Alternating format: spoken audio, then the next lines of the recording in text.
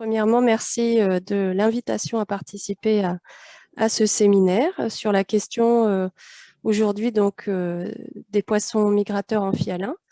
Et je voulais plus particulièrement insister sur la nécessité dans leur gestion de changer de paradigme. Alors, paradigme, c'est un mot compliqué pour dire simplement changer notre manière de voir les choses. Et les mots-clés de cette présentation sont indiqués sur ce transparent. Ce sont les changements d'aire de distribution qui sont le focus de mes recherches, les nouvelles interactions socio-économiques que ces changements pourraient générer et les règles communes de gestion que l'on pourrait envisager.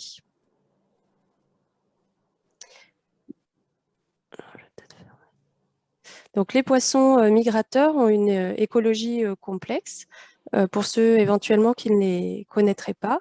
Donc, comme vous l'avez dit, ils réalisent leur reproduction et leur croissance dans deux milieux de salinité différents, l'océan et la rivière, ce qui fait qu'ils migrent sur des distances très longues, des centaines de kilomètres, et pour des espèces comme le saumon ou l'anguille, c'est des milliers de kilomètres au cours de leur cycle de vie.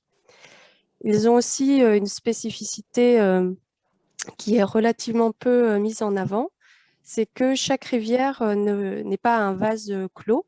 Ces rivières, elles échangent des individus entre elles et c'est ce qui fait qu'une population n'est pas isolée, elle fonctionne avec d'autres populations, ce qui rend leur gestion d'autant plus critique. Malheureusement pour elles, ces espèces sont soumises donc à de multiples pressions humaines le long de leur chemin migratoire. Et donc, ces pressions, elles affectent tous les stades de vie, du jeune stade jusqu'à l'adulte reproducteur. Et ce sont toutes les composantes donc, du changement global ici qui sont concernées, qui affectent ces poissons. Et dans notre cas aujourd'hui, on s'intéresse plus spécifiquement à celle du changement climatique.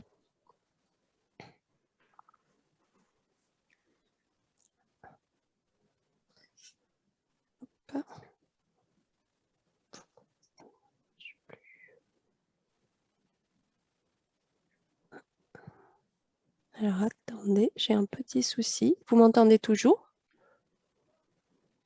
Oui, oui. Oui, je ne peux plus passer les diapos.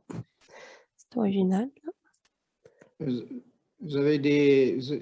C'est pas les petites flèches qui est en bas, là, à gauche, non? Eh bien si, d'accord, j'ai essayé avec le clavier. Ça va marcher pour la première, mais pas pour les suivantes. Je suis sur un Mac et je ne maîtrise pas les Macs. Je tiens à préciser que j'ai été contrainte aujourd'hui de shifter de mon PC à un Mac. Donc pour revenir à la présentation, donc ces espèces, du fait de ce cycle de vie en fait complexe et de cette multitude de pressions, eh bien il y a un déclin généralisé donc des populations, avec un rapport récent qui est paru qui indique que plus de 90% des populations en Europe de poissons migrateurs sont en déclin. Et en termes de gestion, pour le moment, le mode principal de gestion de ces populations, c'est ce que l'on a baptisé la gestion en silos. Il faut imaginer des silos de grains verticaux et bien séparés les uns des autres. C'était pour illustrer le fait que chaque espèce est gérée souvent de manière indépendante du cortège des autres espèces et elle est gérée indépendamment des autres bassins versants. C'est mon espèce dans mon bassin versant, donc j'y mets pas de jugement de valeur, c'est simplement qu'à l'heure actuelle, ça se présente comme ça. Et au niveau national, la gestion des poissons migrateurs est organisée sous la forme de comités de gestion qui définissent sur plusieurs années des plans de gestion. Et donc, chaque plan est révisé sur la base de l'évolution uniquement de la population dans le bassin versant entre le plan précédent et le plan qui est en cours de rédaction. On évalue aussi l'évolution des pressions et toujours à l'échelle de ce bassin, on définit de nouvelles modalités de gestion. Mais on va dire que tout ceci est tout à fait utile. Mais depuis maintenant, on le sait, une trentaine d'années, on étudie de plus en plus la nouvelle donne du changement climatique parce qu'on sait que la biodiversité est impactée par ce changement et les poissons migrateurs amphihalins ne font pas exception. Sur ce transparent, j'ai voulu résumer un peu les travaux de thèse que j'ai menés maintenant il y a plus de 10 ans. Vous avez donc cet histogramme représente des projections d'aires de distribution potentielles sous effet du changement climatique. En X, vous avez toutes les espèces qui fréquentent les rivières européennes. Donc les plus connus sont, que je les ai cités tout à l'heure, le saumon, l'anguille, mais vous avez aussi les lamproies, les aloses, les perlans ou encore la truite de mer. Sur l'axe des Y, vous avez des nombres de bassins versants, parce qu'en fait, chaque petite barre ici, il faut s'imaginer que c'est comme une carte géographique que j'ai résumée en la compressant, en prenant plus que les nombres de bassins versants concernés. Donc, le code couleur est le même tout du long de la présentation. Si vous avez en bleu les bassins versants où l'espèce était présente historiquement et où les habitats resteraient favorables dans le temps, malgré le changement climatique. En vert, ce seraient les habitats où l'espèce était absente historiquement et qui deviendraient favorables. Donc, on appelle ça des gains. Et en rouge, pour une espèce où il y a du rouge, vous avez l'ensemble des bassins versants où l'espèce était présente historiquement. Et sous l'effet d'un réchauffement de la température, il y aurait une disparition des habitats favorables à l'espèce en question. Et le constat était que nous avons trouvé en fait les grands patrons qui sont ceux trouvés pour la biodiversité en général, pour d'autres groupes taxonomiques, où les espèces peuvent étendre leur aire de répartition. Certaines vont voir leur aire de répartition se contracter, c'est-à-dire que les gains sont moins importants que les pertes, et quelques-unes seraient stables. Donc le constat en fait de tout ça, c'est quand on a eu ces résultats en main qui disaient que le changement climatique aurait un impact sur la distribution des poissons migrateurs, on a réfléchi en termes de gestion à ce que cela pouvait impliquer. Et la gestion de ces espèces, c'est souvent basé sur la restauration des abondances passées dans un bassin où on savait l'espèce présente avec une population abondante. Donc, si la toile de fond en fait change, et ça c'était le papier donc d'il y a une dizaine d'années où on alertait en fait sur ce phénomène de cette toile de fond qui change, l'habitat n'est plus le même. Donc, même si une rivière était intéressante, on va dire, il y a 100 ans, est-ce qu'il faut investir dans cette rivière pour restaurer la population? Et si jamais les modèles d'habitat indiquent une disparition des habitats favorables, il faut prendre conscience peut-être que vouloir maintenir une population, c'est aller vers de l'artificialisation et un niveau fort d'artificialisation. Et est-ce qu'on est prêt à aller jusque-là? Donc, c'était en termes de gestion les premiers éléments que nous avions pu communiquer à la suite de ces travaux. Et là, ce que je vais présenter par la suite, c'est ce deuxième volet où on cherche à aller en fait un peu plus loin. J'ai voulu, dans les diapositives qui arrivent, vous montrer que le changement climatique, ce n'est pas que des projections de distribution potentielle issues de modèles, c'est aussi vraisemblablement des observations, puisque il y a le cas, par exemple, de la lamproie marine. Certains connaissent peut-être, c'est une espèce parasite qui s'attache sur des hôtes pour vivre. Ici, vous avez la carte, le modèle, ce qu'indiquaient les simulations, à savoir que l'espèce perdrait des habitats favorables en péninsule ibérique, en Italie, sur le pourtour de la Méditerranée, et gagnerait des habitats favorables, particulièrement en Islande. Et il se trouve que des papiers récents et des articles de presse indiquent qu'effectivement, des lamproies sont de plus en plus observées le long des côtes islandaises et même dans les rivières. Donc, ça corrobore les sorties des modèles. D'autres observations qui ont été faites de manière plus antérieure aussi tendent à aller dans le sens des projections. Là, donc on est centré sur l'Atlantique Nord. Vous avez d'un côté les perlans européens, de l'autre les perlans arc-en-ciel qui fréquentent les rivières américaines. Et les deux espèces, au milieu des années 90, eh bien, ont disparu de leur bassin versant le plus sud dans leur distribution. Donc là aussi, ça va dans le sens des simulations qui indiquaient que ces espèces plutôt à affinité d'eau froide verraient leur habitat favorable disparaître plus au sud. Donc ça interroge et ça renforce la volonté de travailler sur cette question du changement climatique pour les poissons migrateurs. Donc voilà où on en est aujourd'hui. Donc ici, je vous ai mis la carte type d'une distribution, d'un shift de distribution, d'un glissement de distribution dans le contexte du changement climatique, des habitats au sud qui pourraient disparaître pour une espèce comme par exemple les perlans, des gains d'habitat plus au nord et une certaine stabilité en cœur de distribution.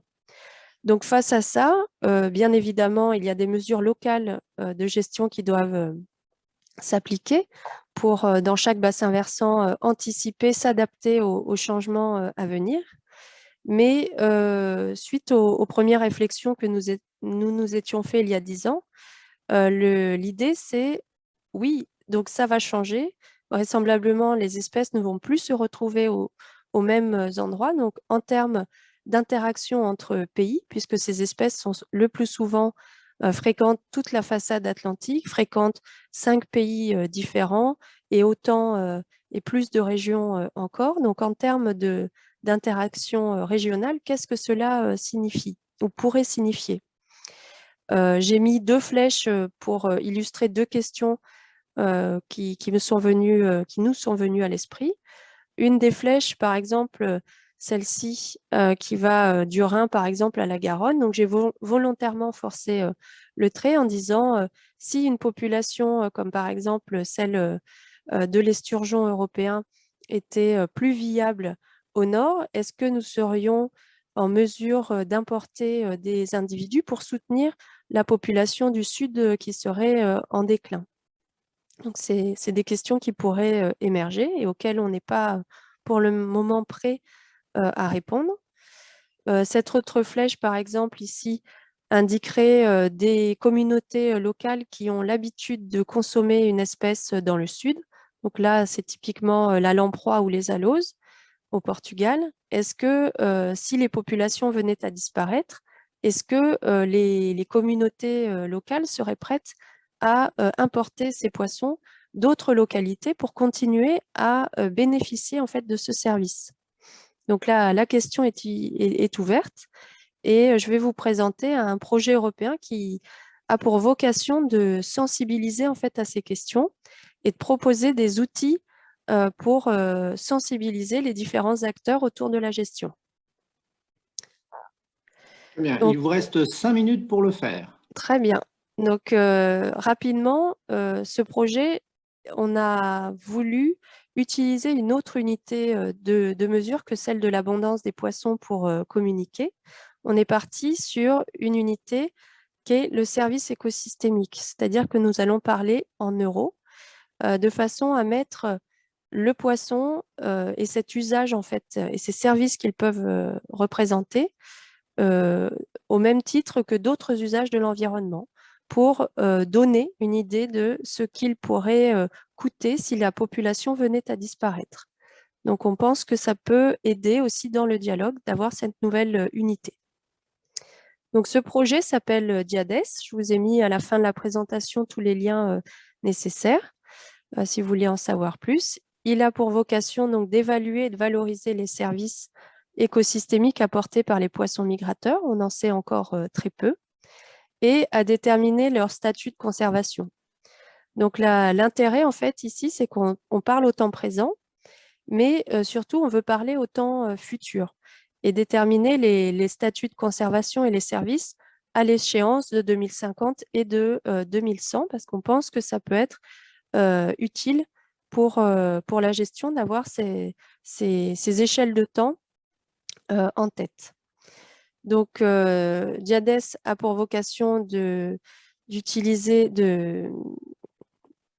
modéliser donc les changements d'aire de répartition des espèces et donc ces glissements que j'ai présentés tout au début de cette présentation et les conséquences que ça peut avoir sur la gestion long terme et large échelle de ces espèces, en utilisant bien sûr le concept de service écosystémique. Donc rapidement, on a une dizaine de partenaires scientifiques, mais on a surtout 20 partenaires associés qui sont les porteurs d'enjeux de 5 pays qui se sont joints à nous pour nous guider dans les questions et les objectifs tout au long de ce projet qui a démarré il y a à peu près 2 ans et qui se terminera dans 1 année et demie. Et on a des cas d'études répartis là aussi sur toute la façade atlantique de façon à pouvoir en fait comparer des évaluations de services dans des contextes locaux qui sont très différents et ce qui a son importance.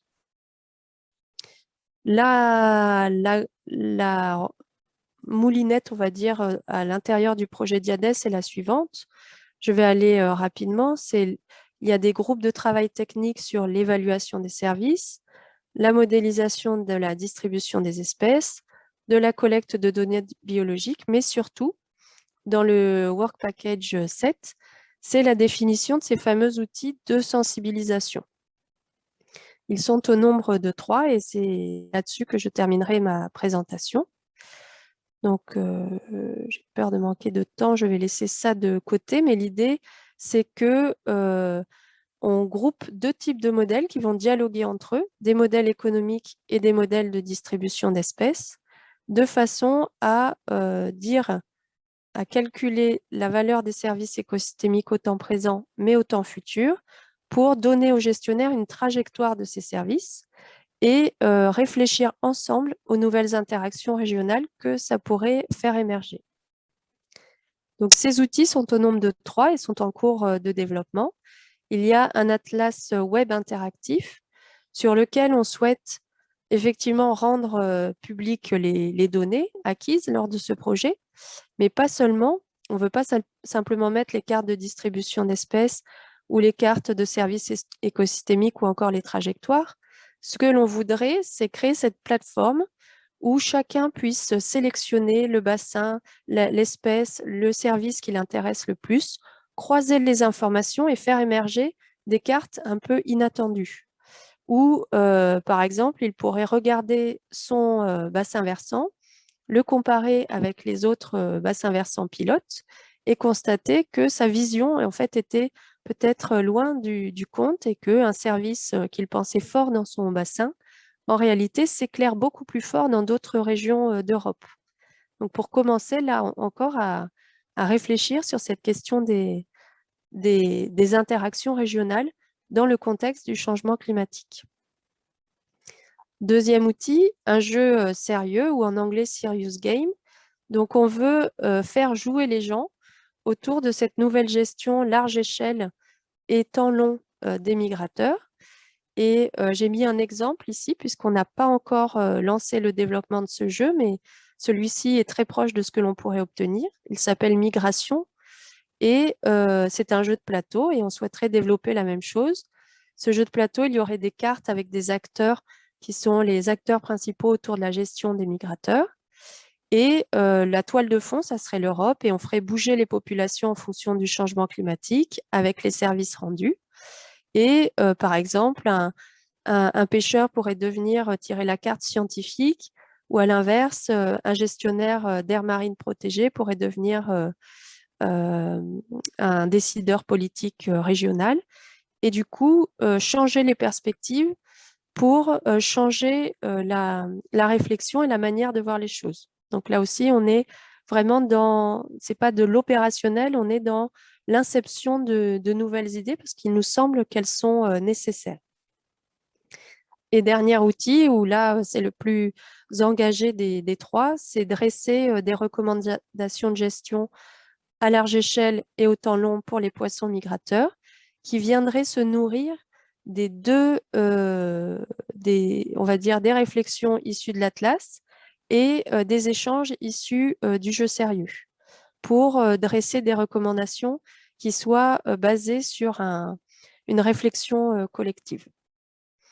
Et l'idée, c'est que ces recommandations soient signées par un ensemble de décideurs qui s'engageraient ou qui témoigneraient d'avoir pris connaissance de ces de ces nouvelles modalités de gestion peu communes. Et voilà ma dernière diapositive. On est accompagné, comme je le disais, par une vingtaine de porteurs d'enjeux des 5 pays d'Europe qui forment un groupe consultatif indépendant et qui se réunissent tous les ans pour nous aider à réorienter les objectifs. Et les conclusions de ce groupe consultatif qui s'est déjà réuni 2 fois, c'est que les ambitions du projet sont bien, sont pertinentes, surtout quand on sait le conflit d'usage qui existe autour des rivières en Europe. Il faut effectivement, selon eux, une autre unité pour dialoguer autour des poissons, une unité monétaire pour aider à avancer. Et par contre, ils ont souligné quelques points de vigilance sur lesquels on essaie de travailler. C'est que pour eux, les principes de gestion communs à l'échelle de l'Europe, ça leur semble un vrai défi. Et c'est tout le défi justement de ce projet. Que 3 ans pour faire tout ce travail et en particulier l'évaluation des services, on risque d'avoir une évaluation partielle et donc baser notre analyse sur quelque chose de partiel. Donc il faudra le garder à l'esprit pour dresser les recommandations. La définition des groupes cibles est cruciale dans le sens où on a une vocation de toucher le niveau national et européen, mais que le niveau local doit être à la base de tout pour éviter les recoupements de mesures de gestion et donc faire les propositions les plus constructives. Et enfin, Diades, donc comme je le disais tout à l'heure, c'est vraiment très en amont. Ça doit se limiter à être une force de proposition pour proposer des outils et dialoguer dans les arènes officielles. Et peut-être un jour, y aura-t-il un Diades 2 pour avancer vers des outils permettant de lever les principaux verrous qu'on aurait identifiés. Donc, je vous remercie de votre attention et j'espère que ces quelques minutes de présentation feront écho à la suite des présentations d'aujourd'hui. Merci. Merci beaucoup. Je vous invite à retirer l'écran partage de façon à ce que nous puissions justement discuter un petit peu sur ce sujet-là. Donc, je vois dans ce projet, la Diades, une volonté d'anticiper assez marquée. Et ça, c'est tout à fait remarquable parce que quand on parle d'adaptation, souvent, c'est un peu en réaction. Enfin, on constate les conséquences, on constate les problèmes, et puis ensuite, on essaye d'y répondre, de s'y adapter. Mais on voit bien qu'ici, il y a une volonté d'essayer de comprendre et d'anticiper sur les mouvements à venir de façon à suggérer des évolutions des politiques publiques. Et comme nous sommes à l'échelle continentale quasiment, forcément, il y a l'Europe, il y a les États, il y a les instances locales. Et donc, on a une vraie portée d'anticipation. Alors, je pense que c'est vraiment un des nœuds du problème. Et la question moi, que je pourrais poser, en attendant que d'autres éventuellement le soient, vous avez dit que l'évaluation des services écosystémiques allait être partielle. Sans doute, mais j'aimerais savoir comment vous estimez le poids que va constituer dans ces services écosystémiques le service pêche, en fait. C'est-à-dire que les enjeux pour ces espèces, enfin pour certaines d'entre elles, sont quand même halieutiques et liés à la pêche. Donc, forcément, ces mouvements peuvent engendrer des réorganisations de filières, des mouvements, justement, des déplacements d'activités économiques. Donc, je suppose que dans le monde des politiques économiques, ça va être un enjeu peut-être plus important que les autres services écosystémiques. Ou est-ce que je me trompe et finalement, on peut présenter les choses de façon beaucoup plus équilibrée? C'est une bonne question dans le sens où les migrateurs, comme je l'ai dit, sont en déclin depuis maintenant une bonne cinquantaine d'années. Donc en réalité, en fonction de la localité, localisation où on est, bien sûr, en Europe, hein, mais le service en fait d'approvisionnement, le service pêche, est moins fort que l'on ne pourrait le penser, du moins si on regarde la photo d'aujourd'hui. Et on voit en fait chez les poissons migrateurs que l'on a déjà glissé vers une valeur culturelle très forte, c'est-à-dire que la traditionnalité en fait de ces modalités de pêche, les habitudes qu'ont les gens autour de ces poissons, finalement, c'est presque le service qui émerge le plus fortement partout en Europe, ce qui vient entre autres du statut de conservation de la plupart des espèces qui est vraiment faible et aussi de l'évolution des consommations peut-être aussi des gens.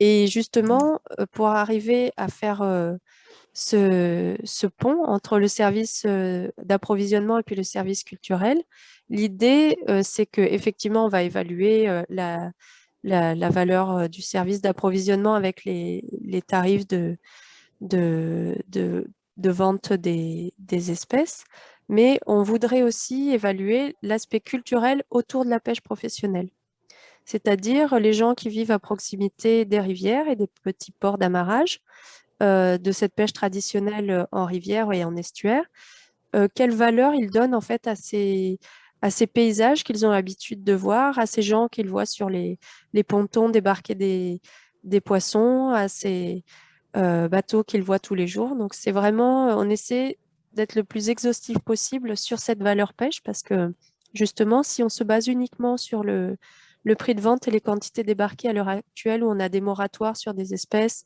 et des quotas, euh, on n'a pas toute l'image en fait. D'accord.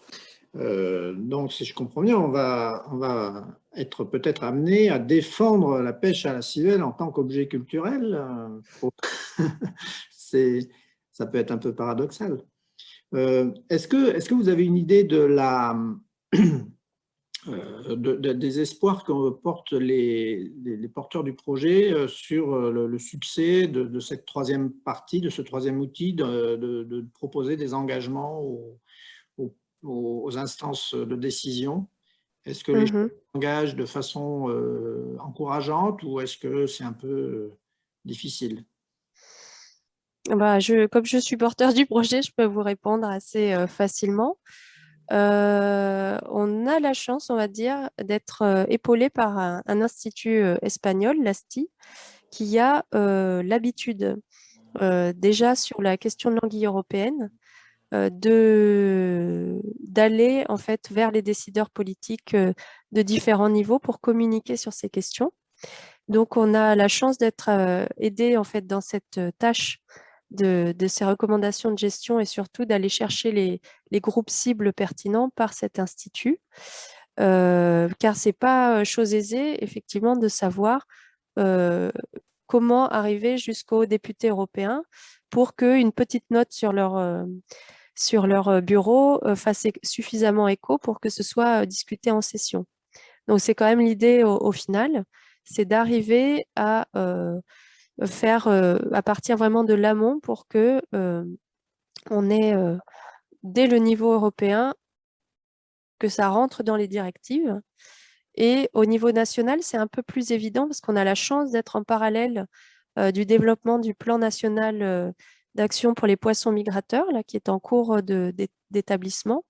Donc finalement, c'est des thématiques qu'on peut tout à fait discuter déjà dans des séminaires qui ont eu lieu il y a peu sur cette question. Donc là, au niveau national, on est beaucoup plus serein, entre guillemets.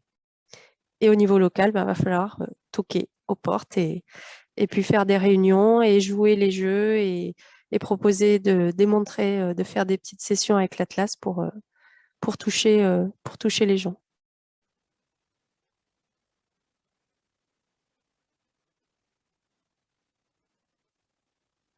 On vous entend plus.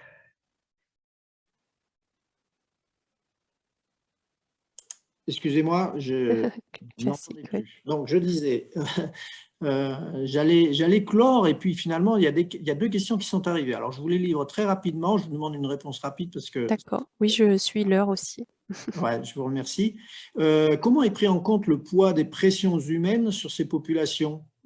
C'est-à-dire, alors la réponse rapide va peut-être être difficile, mais est-ce que c'est par bassin, par rapport à la pression climatique? Enfin, c'est un peu une question de méthode, hein, je crois. Je pense, oui, que c'est par bassin versant. Donc, principalement, notre forçage, c'est celui du changement climatique. Mais effectivement, dans cet atlas interactif, l'idée, c'est qu'il y aurait des petites icônes où un utilisateur pourrait appliquer des pressions plus ou moins fortes sur son bassin versant et rejouer en fait le script entre guillemets du changement climatique pour voir comment tout ça s'imbrique. Donc, on n'a pas des scénarios précis pour ces pressions anthropiques. On laissera les utilisateurs tester leurs scénarios, nous en proposer d'ailleurs. D'accord. Et en un mot, est-ce que des fonds européens sont envisageables pour ces futures actions? Est-ce que Eh bien, c'est le cas. Le projet Diades, c'est soutenu par des fonds européens. C'est c'est le FEAMP? un projet Interreg. C'est Donc, Interreg, c'est de la d'accord. coopération transfrontalière.